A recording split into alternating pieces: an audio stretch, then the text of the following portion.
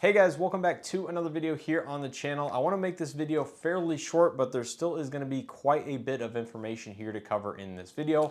But as you can tell from the title, I finally have the full packaging and pricing guide for the upcoming refresh 2025 Tucson.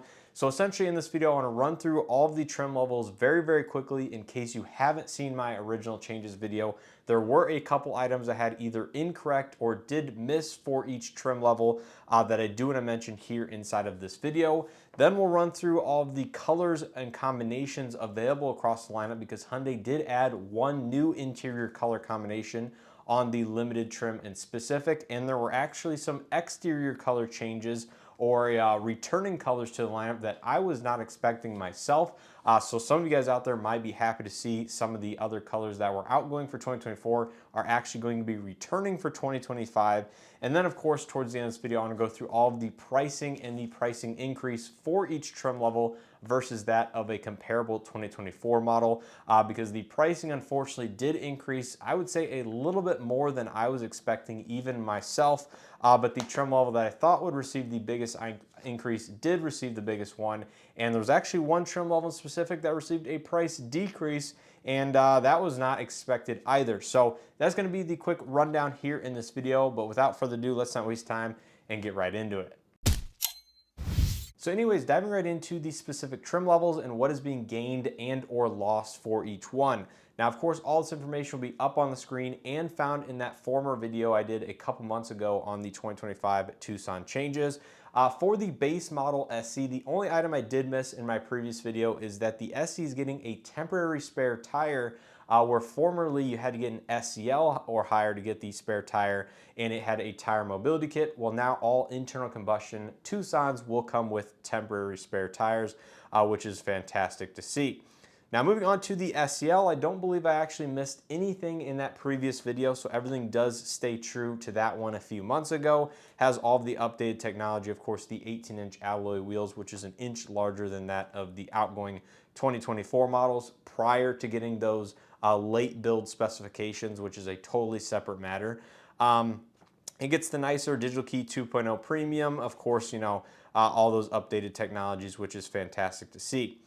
Now next, moving on to the SCL convenience. Now this one is a little bit interesting because I had mostly in the previous video, it was going to be correct, but the SCL convenience in specific is actually sticking with the 18-inch alloy wheel diameter size, so it is going down 1 inch from the previous SCL convenience with the 19-inch, which looked fantastic in my opinion. So I will kind of reserve judgment to see how 18-inch wheels look because that has previously not been offered on this generation of Tucson. So we'll have to see how that looks. But the SCL convenience is basically the first or the entry trim level to get some of the nicer driver assistance technologies, including the Highway Drive Assist 1, Smart Cruise Control 2, does get the forward attention monitor above the steering column. So if you want the eye tracking device, that will be basically found on the SCL convenience, and the limited trim levels with the Smart Cruise Control 2 functionality, and pretty much everything else that I said in my previous video, as well as just as found on the previous SCL convenience, will be returning for 2025. Now next, moving on to the XRT. Now this one I still have a little bit of uncertainty about as to whether or not it is going to be based upon the standard SCL and then adds all of these features that are listed on the order guide, or is based upon the SCL convenience and adds all of these features on. I believe it's based upon the base or standard SCL, then has these additional features and not the convenience package because of the pricing, which we'll get into here in a second. But basically, I think I had everything correct in my previous video about the XRT. It gets a lot of the nice, newer, updated technology. Now, one thing I mentioned in my previous video is that I was unsure if it had the nicer 12.3-inch digital gauge cluster as well as built-in navigation. According to Hyundai's order guide, it does not have built-in navigation, nor does it have the nicer 12.3-inch digital cluster in front of the steering column, which means it also does not have the eye tracking device or the forward attention monitor system as well. But everything from the standard SEL basically continues on to the XRT with Hyundai Digital Key 2.0 Premium. It does lose the auto dimming interior rearview mirror, which Hyundai did list in the feature guide, but I was unsure about. So I confirmed that here. It does not list an auto dimming interior mirror. Of course, it is losing the side steps, the cross rails. Some of the items that does make the XRT and XRT is unfortunately going away, but some of these I think are for the better, because personally I think the side steps are kind of just getting in the way of getting in and out in the overall ingress and egress. So I'm not sad to see the side steps going away, but I think the cross rails did make it kind of look cool or neat from an appearance standpoint. But it's losing dynamic voice recognition, stuff like that, that the previous XRT did have. And every XRT will still come with the Class 1 tow hitch or the trailering hitch, which allows for towing up to 2,000 pounds when properly equipped with trailer brakes and everything like that that goes with towing that weight that Hyundai does specify. Now, finally, moving on to the Limited, which is the one that I would argue is the most interesting out of the entire lineup and some of the changes Hyundai did make. So the Limited, everything I did mention in that last video does hold true. Now, some of the things I was unsure about is the Limited the only one to get the fingerprint scanner. Yes, it is going to be the only one to get the fingerprint scanning technology, also found on some of Hyundai's other recent vehicles, such as the Santa Fe. It does get the expanded memory seat mirror as well as heads-up display controls, so that is going to be found on this vehicle. The acoustic laminated front side glass, which should help quiet down the interior a little bit. Of course, the new 12-inch color heads-up display, the nicer, HVAC touch capacitive buttons, which might also be found in some of those lesser trims with the dual zone automatic climate control. But nonetheless, that will be found on the Limited as well. And of course, smart cruise control too, and some of the more updated driver assistance technology. One other thing to note that I saw on the order guide is this is the only trim level, at least in the ICE lineup, to get the illuminated glove box, which was formerly found on SEL and higher. Now you have to get a fully loaded Limited just to get that small addition. Not exactly sure why Hyundai did that. That is going to be a look at pretty much all the trim level changes that I wanted to mention here in this video.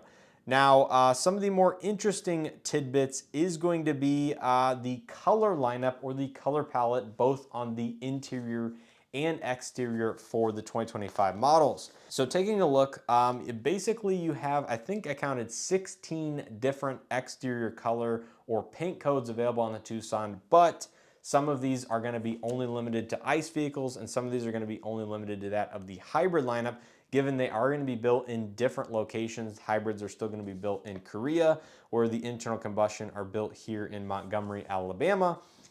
And some of these are kind of redundant as well because they're just two different shades of white for, one's built in the US, one's built overseas. But nonetheless, taking a look at the color palette, it's going to be Serenity White, Creamy White Pearl, Phantom Black, Ash Black, Shimmering Silver, Hampton Gray, Ecotronic Gray Matte, Titan Gray, Titanium Gray Matte, Amazon Gray, Ultimate Red, Atlantis Blue, Rockwood Green, Deep Sea, as well as Cashmere Bronze.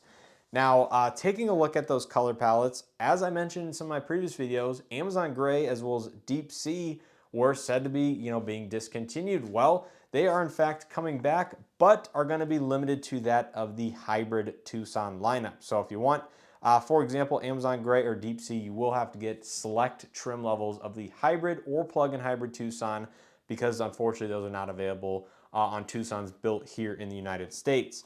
And continuing on some of the colors, the interior on the Limited trim level in specific gets a new option. So it has 3 different interior options for select exterior colors. And according to Hyundai, that is a gray plus green 3-tone interior option. Now, upon first impressions, as you know, if you've seen some of Hyundai's recent vehicles, such as that of the Ioniq lineup or Santa Fe, then you'll know they do offer a gray/beige and green 2-tone interior as well.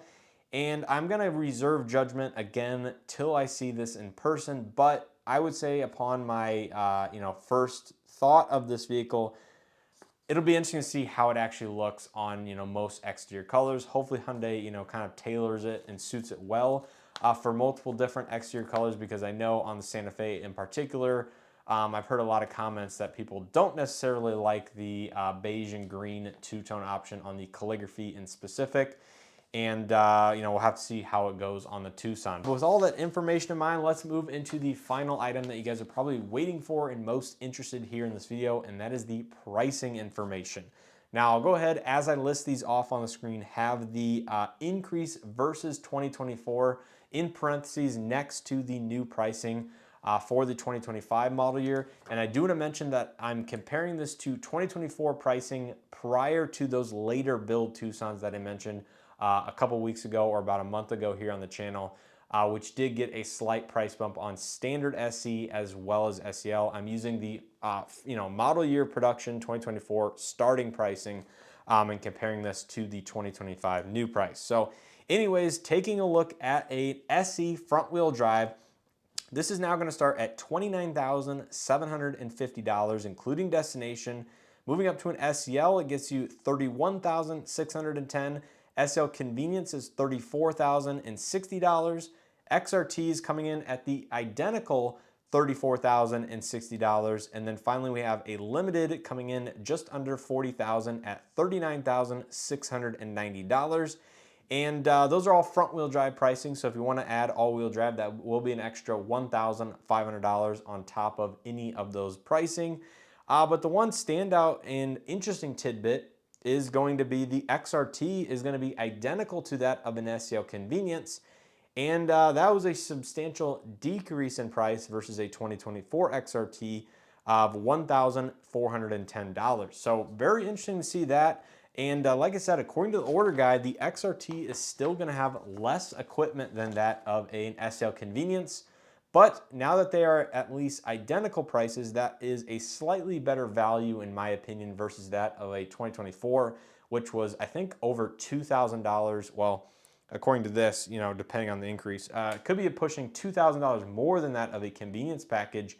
And they were equipped very similarly as well. In fact, the XRT didn't have a sunroof, where now for 2025, the XRT will have a sunroof. So that is an interesting bit there. But looking at the other pricing increases across the board, it's generally anywhere from about $800 all the way up to $1,800 on that top limited trim level, which I did expect to increase the most, given it was getting some more advanced features such as heads-up display and some of those other items, which are kind of just nice to have inside of a vehicle. But the base model SE is going up $1,100. Which is actually slightly surprising to see as well, given that generally manufacturers want to keep their base entry-level prices as low as possible, just to make it, marketing and stuff appealing versus that of the competition. And I believe they will be expanding access and where they sell the plug-in hybrid Tucson to many more states, such as that of Illinois, where I'm from, because that was a vehicle that unfortunately we were not able to get up until late in 2024, and that was very, very few were offered to Illinois dealerships. But now I have heard that there is going to be one allocated here locally, which is great to see, but I'm still sure they'll be fairly rare in certain parts of the country. So if you're wanting a Tucson plug-in hybrid, make sure to contact and reach out to your local dealership to get on their list very early or as early as possible. But I think that is pretty much going to do it here for all the updates I have for the 2025 model year Tucsons. Now, I do want to provide one more tidbit of information, is that VIN numbers and I believe production for 2025 model year has started over the last week or so, but there still shows 2024 is being built as well. So do take that with a little bit of grain of salt, if you will. But I do think some, if not, most 2025 Tucsons are going into production now as we speak, and 2024s are now starting to be phased out, and the final ones will be arriving to dealerships over the next month to maybe 6 weeks or so, depending on where they are. And that means if 2025s are now in production, we should see the first 2025 US built ones running locally to dealerships probably sometime in late August at the earliest, but likely sometime in September. These should be on their way to dealerships and seeing them on dealership lots. So that's going to do it here for this video. I'm sure it turned out a little bit longer than I hoped, but hopefully you guys are finding this information valuable. Like I said, the pricing did come out just today as I'm filming this video, and I wanted to get it up as quick as possible for you guys. So hopefully you're seeing this just a couple hours after I actually filmed it. But let me know what you guys think of the pricing increase, the color combinations, the trim and packaging changes over that of a 2024 model. Are you still interested in purchasing a 2025, even though we won't see them likely till September? Or are you guys gonna scoop up a discounted 2024 model year because they do have some very good incentives, as well as interest rates up to about 60 months, depending on where you live here in the country. So there is going to be some good financing opportunities on the leftover models, which still are going to be a very attractive design, still have a good amount of technology and stuff like that. But I think the 2025s will be something that personally I would like to wait for, given the updated wireless Android Auto, Apple CarPlay across the board. And I like the new updated design, especially on the interior with all the physical buttons that they're bringing back versus that of the outgoing ones and everything like that. So you guys have to let me know your thoughts and stuff like that down in the comment section below. As always, if you guys enjoyed this video and or found something helpful, hit that like button. It really helps out these videos. Subscribe if you haven't already, and consider becoming a channel member or leaving a super chat down below. I really appreciate the additional support if you guys are willing to do it. And like I said, it really helps out the channel. But leave your comments and feedback down in the comment section below. And as always, hope to see you guys in the next one.